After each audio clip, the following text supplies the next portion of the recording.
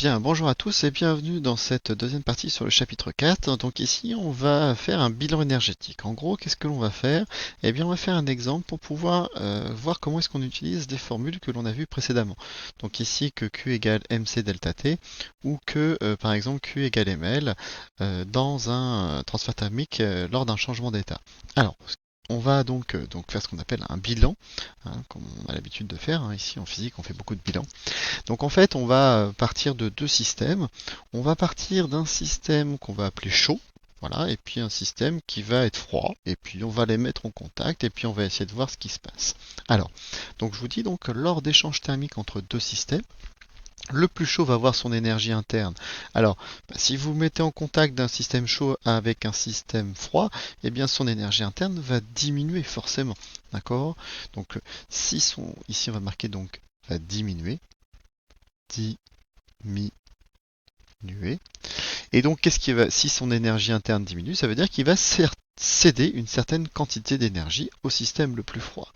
Comme il y a conservation forcément d'énergie, eh bien ce système qui est froid, lui, va avoir son énergie interne qui va augmenter puisqu'évidemment il va chauffer. Donc cette énergie interne, elle va augmenter. Et puis quand à un moment donné ils auront fait leur transfert d'énergie, eh bien votre température, elle va rester constante. On va appeler ça donc un équilibre. C'est ce qui se passe ici. Donc je vous dis, donc lorsque la température des deux systèmes se stabilise à une température qu'on va appeler la température d'équilibre, eh bien dans ce cas-là, il n'y aura plus d'échange thermique.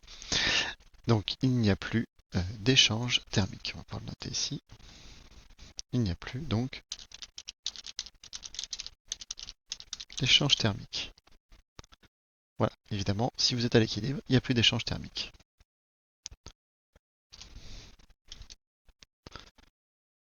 Alors, évidemment, il n'y a plus d'échange thermique à condition que vous ne soyez pas dans ce qu'on appelle un système ouvert. Un système ouvert, c'est un système qui peut échanger tout et n'importe quoi. Alors pour simplifier les choses, nous, on réalisera toujours nos expériences dans ce qu'on appelle un système isolé. C'est quoi? C'est typiquement ce qu'on appelle un calorimètre, c'est-à-dire une sorte de bouteille thermos. Une bouteille thermos, c'est quelque chose donc qui est isolé de l'extérieur, et on va considérer qu'il n'y a pas d'échange de chaleur avec l'extérieur, pas d'échange de matière, pas d'échange d'énergie, pas d'échange de rayonnement. Donc ce qu'on appelle un système isolé en physique, c'est un système qui n'échange rien à l'extérieur. Donc si je considère uniquement mon système chaud et mon système froid et que je les mets en contact et qu'il n'y a aucun échange avec l'extérieur, eh bien dans ce cas-là, je n'aurai pas comme j'ai la conservation de l'énergie, je n'aurai pas d'échange d'énergie avec l'extérieur. Ce qui veut dire que la somme de toutes mes énergies, sera égale à zéro.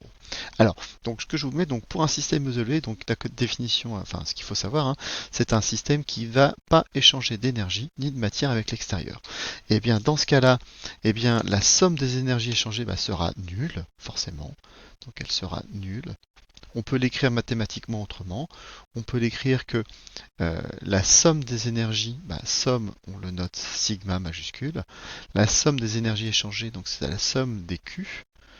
Donc ici, comme il y en a peut-être plusieurs, je vais les appeler I. Donc la somme sur I ici va être égale à 0. Alors, la conservation de l'énergie permet de dire que si j'ai un système isolé, dans ce cas-là, j'ai tout ce que je vais donner, je vais le recevoir d'un côté forcément. Alors on va illustrer ça par un exemple. Donc cet exemple, il se trouve ici. Alors, on place un glaçon de masse mg, G pour glaçon, de 50 grammes, initialement à une température qu'on va appeler Tt1 de 0 degré Celsius, dans un litre d'eau de masse ml, on va essayer de la calculer après, à une température T2 égale 20 degrés. Donc, ce qui se passe, je prends un glaçon, il est à 0 degré, je prends 50 grammes de glace et je le mets dans un litre d'eau, donc qui elle est à l'eau liquide, donc qui est à 20 degrés Celsius. Évidemment, il va y avoir des échanges thermiques. Par contre, à la fin, la température finale du système à l'équilibre vaut environ θ3 égale 15,2 degrés. Donc voilà, évidemment, ce qui se passe avec mon glaçon, sa température va augmenter, et puis mon eau liquide, sa température va diminuer, et à la fin, on arrive à un équilibre. On vous dit donc, on néglige les autres échanges thermiques avec l'extérieur, quel qu'il soit en fait l'air, le verre, si c'est dans un récipient, peu importe, il n'y a pas d'échange thermique. Et il va falloir montrer que la somme des énergies échangées est nulle pour le système, donc glaçon plus eau liquide. Donc l'intégralité de mon système, si je fais la somme, eh bien je ne dois pas avoir d'échange thermique comme on a vu tout à l'heure. Donc ce qui va se passer, c'est qu'on va le décomposer en deux parties. On va déjà voir ce qui se passe pour le glaçon et on va voir ce qui se passe pour l'eau liquide. Alors, il y a quelques données quand même, donc chaleur latente de fusion de l'eau, de la glace plutôt, ce serait plutôt plus simple de mettre la glace. Voilà, c'est corrigé, ce sera corrigé sur votre feuille à vous. Donc c'est 334 joules par kilogramme. Et puis la capacité calorifique ou capacité thermique de l'eau liquide, c'est cette valeur qui se trouve ici. Alors, donc, premièrement, je vais prendre mon système glaçon. Alors mon système glaçon, je suis d'abord à 0 degré. Donc déjà premièrement, quand je vais le mettre en contact de l'eau qui est un peu plus chaude, eh bien mon glaçon, il va fondre. Donc ça c'est la première chose qui va lui arriver. Il va subir ce qu'on appelle donc un changement d'état. Donc je vais avoir un changement d'état. Donc c'est ce qu'on appelle la fusion, hein. Il va fondre votre glaçon ici. Et puis en fait une fois qu'il aura complètement fondu, eh bien, qu'est-ce qui va se passer? Eh bien, dans ce cas-là, il va compter l'eau liquide qu'il aura formée, eh bien, elle va se chauffer. Donc, on va avoir ce qu'on appelle un échauffement. Donc, vous avez un échauffement. En ce qui concerne eh bien, l'eau liquide, le litre d'eau liquide que vous avez avant, elle a été à 20 degrés au départ, elle va arriver, à la fin, le total sera 15,2. Donc ici, par contre, on va avoir un refroidissement. Donc, refroidissement, ici. Voilà. Alors, quelle va être l'évolution de la température de chaque petite partie? Alors les changements d'état, vous devez savoir que ça se déroule à température constante. Donc là, j'ai pas d'évolution de température. Ici, la température donc est constante. Elle sera donc ici, elle se fera à la température de fusion de la glace, c'est-à-dire θ1, c'est 0 degré. Donc température constante, elle va se faire donc à θ1. Par contre, une fois que la totalité de ma glace aura fondu, là, ça va chauffer. Là, je vais avoir une évolution de la température. Je vais passer de θ1 égale 0 degré à θ3 qui est égal à 15,2 degrés. Donc ici, la température, je vais passer de θ1 à θ3.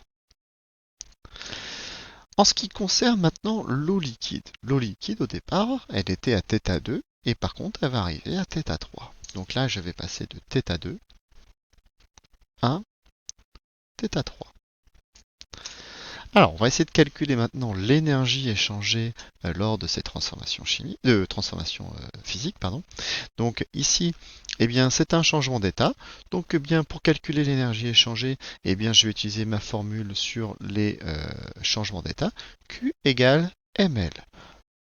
Donc, je vais peut-être la noter, par exemple, comment est-ce que je vais pouvoir la noter? Je vais l'appeler Q fusion, par exemple. Donc, Q fuse, voilà. C'est ml. Alors, par contre, il faut faire attention aux masses, hein, parce que regardez bien. M, c'est quoi? Est-ce que c'est la masse de la glace ou c'est la masse ici? Ah bah, attention, ici, c'est la masse de la glace, hein, donc je vais bien prendre ici mg, masse de la glace,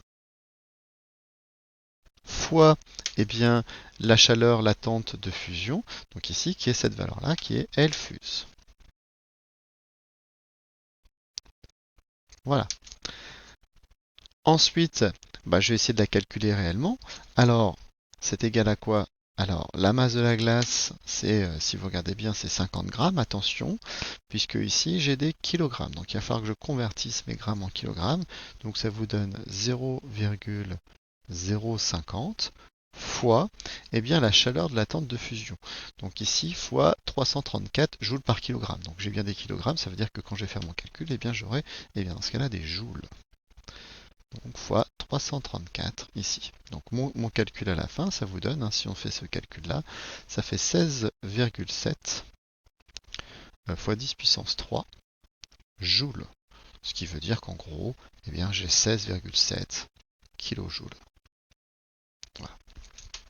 Maintenant, une fois que ma glace a fondu, hein, donc elle va chauffer, elle va passer de la température T1 de 0 degré à une température θ3 qui est donc de 15,2 degrés. Là par contre, je n'ai plus de changement d'état. Donc quelle est la formule que je vais utiliser? Eh bien, je vais utiliser celle-ci. Alors, comment est-ce que je vais l'appeler ici? Je vais l'appeler Q1. Donc le Q1, c'est M. Alors, quelle est cette M là? Eh bien, c'est ma glace, hein, donc ça reste toujours la même masse, hein, j'ai conservation de la masse, donc c'est ce qu'on appelle le mg, fois, eh bien, là c'est passé de l'eau liquide, donc là je vais utiliser la capacité calorifique de l'eau liquide, c'est-à-dire CO, voilà, fois le delta T.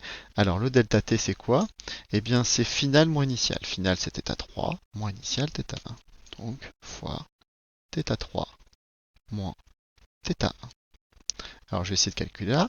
Donc la masse de la glace est toujours 0,50 fois la capacité calorifique de l'eau. Alors ici, ce sont 4,18 kJ par kilogramme par Kelvin. Ça veut dire que si je multiplie mes kilogrammes, mes kilogrammes vont s'enlever. Ma température en Kelvin, l'unité que j'aurai à la fin, si je garde cette valeur-là, ce seront des kilojoules. Il ne faudra pas se tromper. Je peux le marquer ici. À la fin, je sais que j'aurai directement des kilojoules parce que cette grandeur-là, ce sont des kilojoules par kilogramme. Alors, CO, c'est 4,18 fois θ3, c'est-à-dire 15,2, moins θ1, 0. Donc si on fait ce calcul-là, eh bien on trouve 3,2 kilojoules. Voilà. Dernière chose, là c'est par contre mon système, c'est de l'eau liquide, hein, c'est-à-dire c'est mon litre d'eau que j'ai mis ici. On va essayer de calculer la masse de litre d'eau, hein, c'est pas très dur puisque 1 kg d'eau a une masse, 1 litre d'eau a une masse d'un kilogramme, donc ici je vais avoir 1 kg. Forcément, hein, ça va être la même chose. Donc là, le refroidissement, alors l'eau liquide, je vais appeler par exemple Q2. Donc là, j'ai pas de changement d'état, donc j'utilise la même formule que celle à gauche. Par contre, il faut que je l'applique à mon système ici au liquide. Donc la masse, c'est plus la masse de la glace, hein, c'est la masse de l'eau liquide au départ, donc c'est ce que j'avais appelé ml. Fois l'eau, par contre, c'est la même capacité calorifique, c'est-à-dire CO, fois température finale, regardez bien, c'est θ3, moins θ2. Donc θ3 moins θ2. Alors si je passe à l'application numérique, la masse d'eau liquide c'est 1 kg, je peux être 1,0, fois la capacité calorifique de l'eau c'est 4,18. Donc attention, ici j'ai bien des kilogrammes, ici j'ai des kilogrammes ici, donc ça c'est bon. Fois θ3, alors c'est 15,2, moins θ2, 20 degrés. Et donc si on fait ce calcul-là, on trouve quelque chose de négatif, on trouve, eh bien, moins 20,0 kJ. Alors l'énergie totale ici, je vais faire la somme pour mon glaçon. Alors mon glaçon, je trouve, allez, aux incertitudes de mesure près, vous n'allez pas m'en vouloir. Donc on trouve aux alentours de 16,7 plus 3,2. Ça fait environ, allez, 20 kJ. Et puis ici, on est aux alentours de moins 20 kJ aussi. Donc, vous voyez que, voilà, aux incertitudes de mesure près, on va dire que, eh bien, le glaçon, lui, va recevoir une énergie positive de 20 kJ, et puis lui, il va céder une énergie donc de 20 kJ. Voilà, donc vous avez bien la somme des deux qui est égale à 0. Voilà, donc ça, ce genre de choses, c'est ce qu'il faut savoir faire, hein. On va toujours se placer dans un calorimètre, donc c'est-à-dire quelque chose qui va être un système isolé. Et donc, si je sais que la somme des énergies échangées est égale à 0, eh bien, je vais calculer tout ce qui se passe. Alors, dans la réalité, en fait, votre eau ou votre glace se trouve même dans le calorimètre. Il faudra penser à comprendre que, eh bien, l'énergie, il y a une certaine quantité d'énergie qui va être cédée au calorimètre, quoi qu'il arrive. Et donc, dans ce cas-là, on aura eh bien, un terme qui va apparaître en plus, ça va être la masse du calorimètre face à la capacité calorifique du calorimètre fois la différence de température que l'on peut avoir. Mais voilà, c'était un exemple plus simple ici pour comprendre comment ça marchait. Alors ça, ce sont des choses que l'on a déjà vues l'année dernière, donc il faudra eh bien, se souvenir pour cette année. Voilà, je vous souhaite une bonne journée et je vous dis à bientôt. Au revoir.